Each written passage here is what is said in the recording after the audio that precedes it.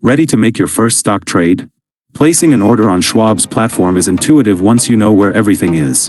Welcome back to Guide with Samuel. Log in and find the Trade tab. In the ticket, enter the stock symbol, like AAPL for Apple. Choose the action, buy, sell short. Then, select your order type, market for immediate execution at the current price, or limit to set your maximum purchase price. Enter the number of shares and review. Click Preview Order, confirm the details, and then place order. My crucial pro tip? Use the bid/ask spread info. Before submitting a market order, glance at the bid and ask prices. A wide spread can mean higher cost on a market buy.